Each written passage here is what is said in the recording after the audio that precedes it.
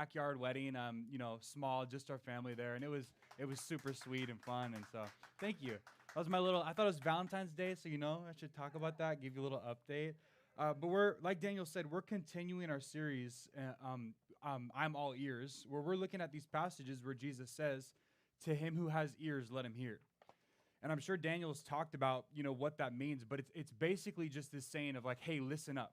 I don't care who you are, where you're from, what you look like, what your background is. Like, do you have ears? If you have ears, you really need to listen to this. So it's just, hey, everybody listen to what I'm saying. And today the title of my sermon is just a Valentine's Day warning. Because today what we need to hear is a warning from God to his church, specifically the church in Pergamum. So let's read our text together, Revelation 2, 12 through 17. I'm going to read out of the ESV, so if it's different than yours, that's why, but we should have it up here too. So Revelation 2, verse 12. And to the angel of the church in Pergamum write, the words of him who has the sharp two-edged sword.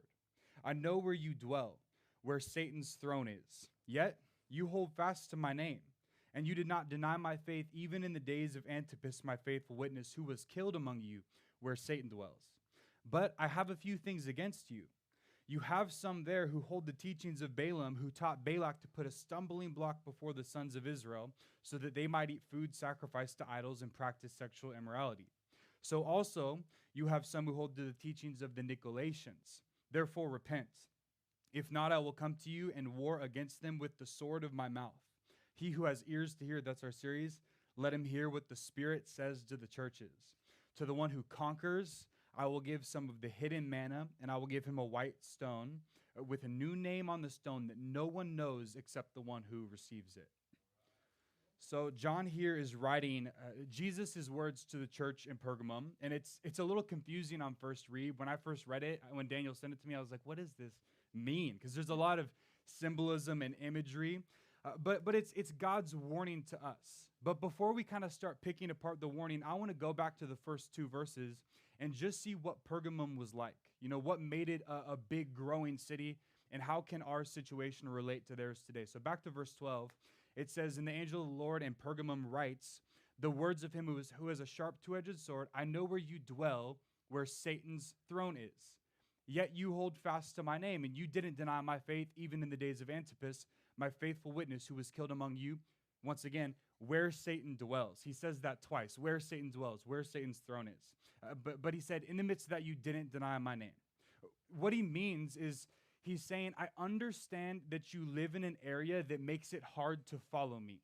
Like the city you live in, it's almost as if Satan is king there. And the city is very against me. I even had somebody who died. That's Antipas. He's a guy who died for following Jesus in that city.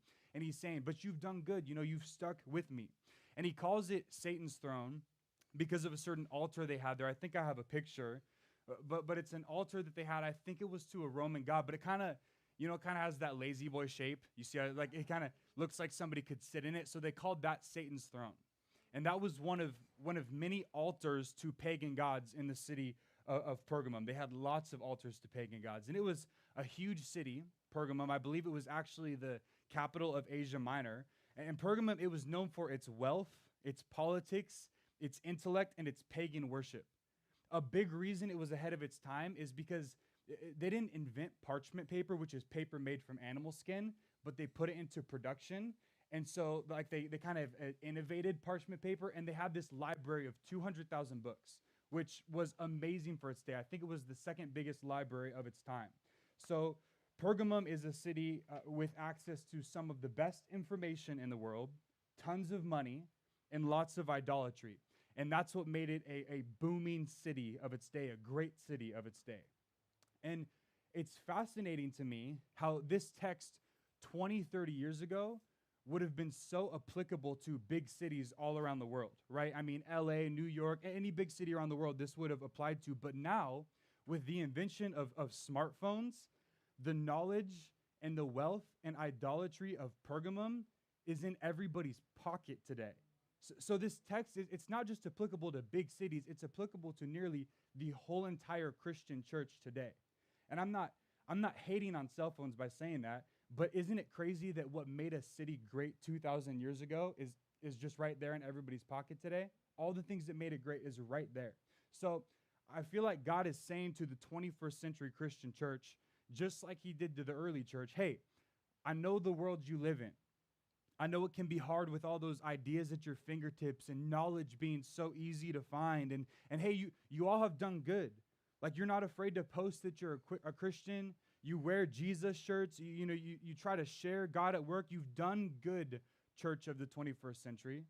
But just like he says to the church of Pergamum, he says, but Christians of the 21st century, verse 14, I have a few things against you. You have some there who hold the teachings of Balaam. You guys know what that means, right? Yeah, you know what that means? I actually had no idea when I first read it. Teachings. I'll get to it in 1 second. But he says, you have those who hold the teachings of Balaam, who taught Balak to put a stumbling block before the sons of Israel, so that they might eat food sacrificed to idols and practice sexual immorality. So also you have some who hold the teachings of the Nicolaitans. Therefore repent, if not, I will come to you soon and war against them with the sword of my mouth. So God has something against the church, and it's that they hold to the teachings of Balaam. I had no idea what that meant when I first read it. So what does that mean, to hold to the teachings of Balaam? Well, it's an Old Testament story, and to start the story of Balaam, you need to know that the nation of Israel was wandering in the wilderness. And they were just wandering onto all these people's lands and kind of, fighting them and taking over some of the land. And they ended up roaming onto King Balak's land. I think it was called Midian. And while they were there, he gets scared because he's like, this is a huge nation. Like, they have a bigger army than me. They have more people than me. So let me just read Numbers 22, 3 through 6. It says, Moab was overcome was overcome with fear of the people of Israel. And Moab said to the elders, oh, maybe it is Midian, sorry. The horde will now lick up all that is around us as the ox licks up the grass of the field. So Balak, the son of Zippor, who was king of Moab at the time, sent messengers to Balaam, saying, this is the end of verse 5, saying, behold, a people has come out of Egypt. They cover the face of the earth, and they're dwelling opposite of me. Come now, curse this people for me, since they're too mighty for me. Perhaps I shall be able to defeat them and drive them from the land. For I know that whom you bless is blessed, and whom you curse is cursed.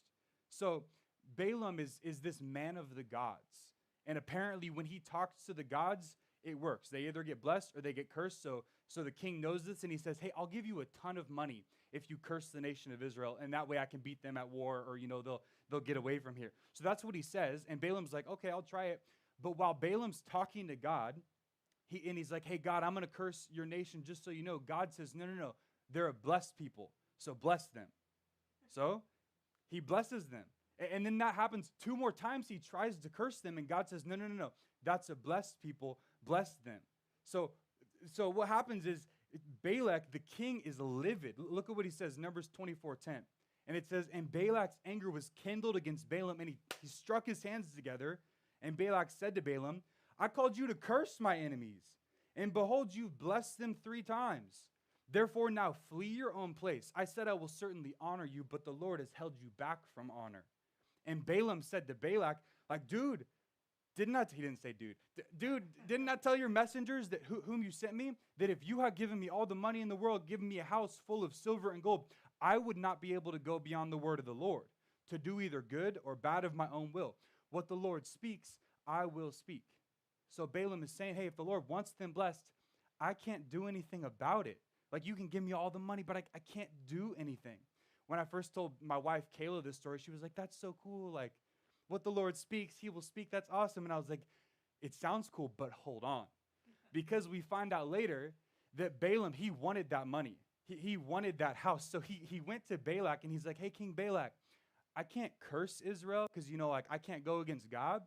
But maybe you could get some pretty ladies, have them walk over to the men of Israel and be like, hey, want to come to the temple with me to worship my God?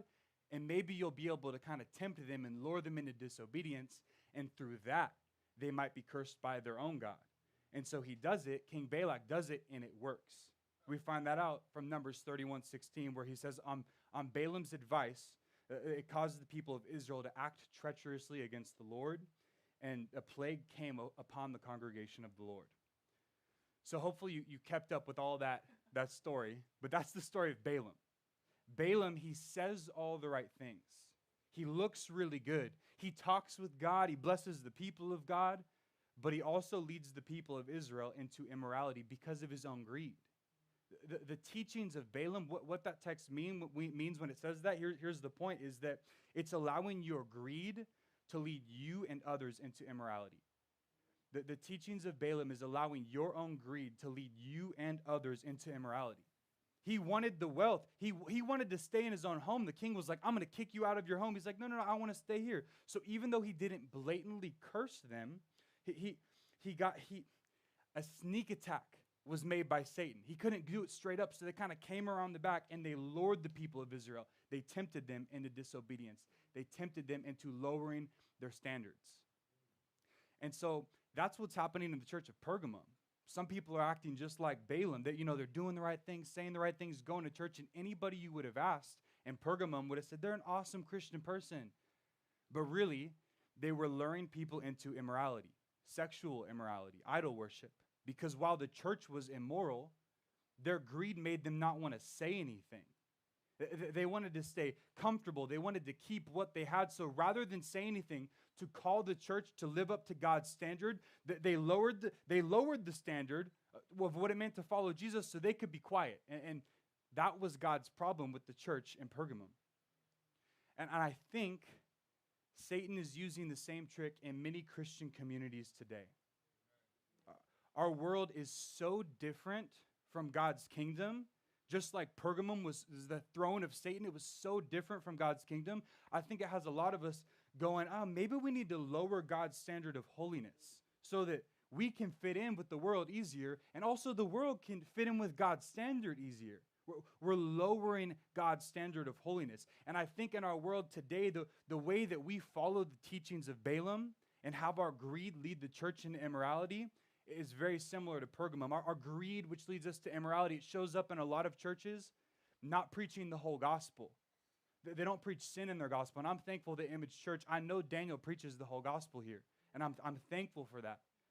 But a lot of churches don't. Their greed for wanting to fill the pews says, no, we'll just kind of say what people want to hear. Our greed shows up in not wanting to give up sin, so we just stop calling it sin. We go, no, I don't really believe that's a sin, when we know it is. Our greed shows up and it causes us to judge non-Christians in our world who aren't even held to our standard, but we judge their sin to feel better about ours when they're not even held up to a standard, but we do that. Our greed of not wanting to be lonely causes us to not call out our Christian brothers and sisters, our best friends, for their sin for fear of being lonely. Our greed, just like Balaam, can lead the church into immorality. And please don't mishear my point. This is not a grace by works sermon. No. You are saved by grace through faith, but this is a God has saved us and now called us to a certain standard sermon. We are supposed to look different and be different, not to be saved, but because we are saved. But instead of seeking to live a holy life, a full life, many of us have followed the teaching, many Christians today have followed the teachings of Balaam and lowered the standards of the Christian life to make it easier on themselves and others, which in the end, it doesn't lead to the life that Jesus came to offer. A life and life to the fullest. It doesn't lead to that. Let me give you a picture of what I think God is saying in this text. I love nowadays when I can find an adjustable basketball hoop. I just house sat for somebody, and they got a 10-foot rim, but this little thing you could crank. And you know why I love it? Because I can dunk on it. Exactly. I lower it down to 8 feet. I'm 360 dunking, and I'm backwards 2-hand jam. It's a dunk contest. My shots go in, even just like 3-point. It's something about the angle. It's just better. I love an adjustable rim. I feel like an NBA player. But at the end of the day, an adjustable rim, like if I think it's making me better, I'm deceiving myself. If I go to the park and I'm like, dude, I'm going to ball up on this dude because I'm going to dunk on him because I've been doing that at home, I'm in for a rude awakening. Because lowering the hoop didn't make me a good basketball player. It just deceived me. And lowering God's standard for kingdom living, it only deceives us into thinking we're living this life and life to the full that Jesus offers when we're not. And then a lot of Christians wonder, like, why are God's promises not true in my life? Why isn't this happening? And it's probably because you've lowered the standard of kingdom living. What Jesus said, pick up your cross, die to yourself, follow me. Those are now seen as options instead of requirements for finding life and life to the fullest. Some of us have lowered the National Bible Association standards. Get it? NBA? Get it? For my analogy, I'm sorry, that was a bad joke. But we've lowered the standards to the point where we're actually not learning to live in the kingdom of God. But if we practice and if we learn to live by God's standards, you know what Jesus promised us? A joy that overflows, peace like a river, life to the fullest. God's warning to us is to fight to live up to his standard, even if it causes you to die to yourself, because in the end, when you die to yourself, you find life. So look at what Jesus promises to those who listen to his warning and overcome in verse 17. He says, he who has an ear, let him hear what the Spirit says to the churches. To the one who conquers, I will give some hidden manna, and I will give him a white stone with a new name written on that stone that no one knows except the one who receives it. So, to the one who stops following the teachings of Balaam, but instead conquers and fights to live for God, he'll give you hidden manna. I couldn't find exactly what that means, but a lot of people compare it to the Exodus when God provides manna. And so they're saying that Jesus he'll strengthen your spirit on your way through this life into heaven. That's what some people said it means. Daniel probably knows in his head, and he's like, why aren't you saying this, Caleb? But I didn't find anything on that one. But the white stone actually had a lot of cool symbolism. In ancient times, white stones were used to show citizenship in certain places. White stones were given to some gladiators to commend their courage and victory, and they were also given as symbols of friendship. So that's kind of the symbolism and imagery of God giving you a white stone: victory, friendship, courage, citizenship in heaven. And lastly, it says that we get a new name that no one else knows but us and God. This one I found kind of a cool explanation on. It's from an old pastor. Donald Gray is his name. And this is how he explained the name that no one knows but you and God. He said, I'm called doctor by those who know me least, pastor by some who know me more closely, Donald by my close friends. My children call me dad, my mother calls me son, and my most intimate relationship, my marriage, I've been called names that you and not even my children will ever hear. And it's kind of funny, but his point is actually really cool. That your most intimate relationships have your most secret names. Your most intimate relationships have your most secret names. And so it's a picture of that when you receive this name from God, it's a picture of how deep and intimate your relationship with God is when you seek to live for him in his kingdom. So I think this is my overall point for the day. If I had to just sum it all up, I put it in this one point. God is saying, fight to live up to my kingdom standard so you can experience the joy of living in my kingdom here on earth. Fight to live up to God's standard so you can experience the joy of living in his kingdom. It's not saying fight to live up to God's standard so you can be saved. No. Saved by grace through faith.